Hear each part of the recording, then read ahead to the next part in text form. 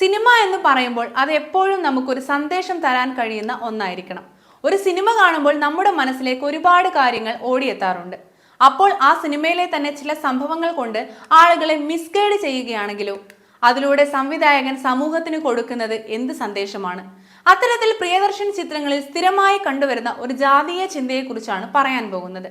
ചില സിനിമകൾ എടുത്തു നോക്കുമ്പോൾ ഒരു ജാതിയെ മാത്രം സ്ഥിരമായിട്ട് പ്രിയദർശൻ ഹൈപ്പിലെത്തിക്കുന്നതും നമുക്ക് കാണാൻ കഴിയും. ആദ്യമായിട്ട് തേന്മാവിൻ കൊമ്പത്ത് എന്ന പ്രിയദർശൻ ചിത്രം തന്നെ എടുക്കാം. ഈ ചിത്രത്തിൽ കാർത്തുമ്പിയായി അഭിനയിക്കുന്ന ശോഭനയെ കവിയൂർ പൊന്നമ്മയുടെ അടുത്തേക്ക് കൊണ്ടുവരികയാണ് ജോലിക്കാണെന്നും പറഞ്ഞ് കവിയൂർ പൊന്നമ്മയുടെ വീട്ടിൽ നിർത്തുകയാണ്. ഈ സാഹചര്യത്തിൽ കവിയൂർ പൊന്നമ്മയുടെ കഥാപാത്രം ശോഭനയോട് ചോദിക്കുന്ന ഒരു ഡയലോഗുണ്ട്. ഏതാ ജാതി എന്ന്. നമ്മുടെ ജാതി തന്നെയാണ് എന്ന് നെടുമുടി വേണുവിന്റെ കഥാപാത്രം പറയുകയും ചെയ്യുന്നുണ്ട്. സാധാരണ നമ്മുടെ വീട്ടിലൊക്കെ ഒരു ജോലിക്കാരി വരികയാണെങ്കിൽ നമ്മളൊക്കെ ആദ്യം അവരോട് ചോദിക്കുന്നത് ജോലിയൊക്കെ ചെയ്യാൻ അറിയുമോ എന്നാണ്. എന്നാൽ ഇവർ ചോദിക്കുന്നത് ഏതാണ് ജാതി എന്നാണ്.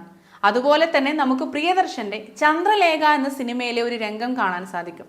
ആ ഒരു രംഗത്തിൽ സുകന്യയുടെ കഥാപാത്രത്തിന്റെ വസ്ത്രം മാറാൻ മോഹൻലാലിന്റെ ആൽബി എന്ന കഥാപാത്രം സഹായം ചെയ്യുകയും ആ സമയത്ത് കണ്ണടച്ചുകൊണ്ടാണോ ഭാര്യയുടെ വസ്ത്രം മാറുന്നത് എന്ന് ചോദിച്ച് നേഴ്സ് ആൽബിയെ പുറത്താക്കുകയും ചെയ്യുന്ന രംഗമുണ്ട്.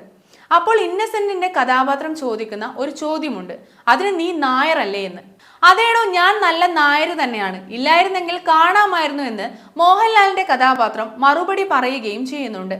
എന്തിനാണ് ഈ ഒരു വ്യക്തിയുടെ സ്വഭാവത്തിനോട് ചേർത്ത് ഇങ്ങനെ ജാതി പറയുന്നത്?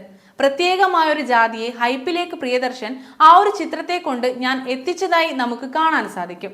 തേന്മാവിൻ കൊമ്പത്തിലെ ഇതിന് സമാനമായിട്ടുള്ള ഒരു രംഗം നമുക്ക് കിലുക്കം എന്ന സിനിമയിലും കാണാൻ കഴിയും. രേവതിയുടെ കഥാപാത്രത്തെ തിലകന്റെ കഥാപാത്രത്തിനരികിലേക്ക് ജോലിക്ക് കൊണ്ടു ചെല്ലുമ്പോൾ ഏതാ ജാതി എന്ന് തിലകനും ചോദിക്കുന്നുണ്ട്. ഉടനെ തന്നെ മോഹൻലാലിന്റെ കഥാപാത്രം പറയുന്നുണ്ട് തന്റെ അമ്മയുടെ ജാതിയാണ് എന്ന്. സിനിമയിൽ മുൻപ് ഒരു ഭാഗത്ത് മോഹൻലാലിന്റെ അമ്മയുടെ ജാതി ഇല്ലത്ത് വാഴുന്നവരാണ് എന്ന് കാണിക്കുന്നുണ്ട്. അപ്പോൾ ജാതിയാണ് പുള്ളിയുടെ ഏറ്റവും വലിയ വിഷയമെന്ന് പറയുന്നത്. ഇനി അദ്വൈതം എന്ന സിനിമയെ കുറിച്ചാണ് പറയുന്നത്. അദ്വൈതം എന്ന ചിത്രത്തിൽ ഒരു വലിയ ഡയലോഗുണ്ട്, ഞാൻ താഴ്ന്ന ജാതി ആയതുകൊണ്ട് എൻ്റെ വളർച്ച പലർക്കും ഇഷ്ടമായിട്ടില്ല എന്ന്. അതിനുശേഷം മോഹൻലാലിന്റെ കഥാപാത്രത്തിനെ കൊണ്ട് ഒരു നെടുനീള ഡയലോഗ് തന്നെ ജാതിയെക്കുറിച്ച് പറയുകയും ചെയ്യുന്നുണ്ട്. മൊത്തത്തിൽ ഒരു ജാതിയെ അധിക്ഷേപിക്കുന്ന പോലെ നമുക്ക് തോന്നുന്ന തരത്തിലുള്ള രീതിയിലെ ഡയലോഗാണ് ഇതിൽ പറയുന്നത്. അതുപോലെ തന്നെ മേഘം എന്ന സിനിമയിലും ജാതിയെക്കുറിച്ച് സംസാരിക്കുന്നുണ്ട്. പല സിനിമകളിലും ഒരു പർട്ടിക്കുലർ ജാതിയെ മാത്രം അദ്ദേഹം ഉയർത്തിക്കാണിക്കുന്നത് നമുക്ക് വ്യക്തമായിട്ട് മനസ്സിലാകും.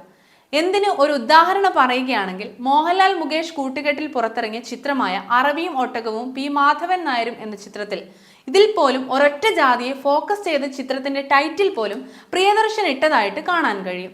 ഇത് വളരെ കുറച്ചു ചിത്രങ്ങൾ മാത്രമാണ് ഞാൻ പറഞ്ഞിരിക്കുന്നത്. അല്ലാതെയും പ്രിയദർശൻ നിരവധി ചിത്രങ്ങളിൽ ഇത്തരത്തിൽ ജാതീയത കൊണ്ടുവരുന്ന ഒരു കാഴ്ച നമുക്ക് കാണാൻ കഴിയും. സംവിധായകൻ ഒരു ചിത്രം പ്രേക്ഷകർക്ക് മുൻപിലേക്ക് കൊണ്ടുവരുമ്പോൾ ഇത്തരത്തിലുള്ള സീക്വൻസുകൾ ഒഴിവാക്കിയാണ് വേണ്ടത്.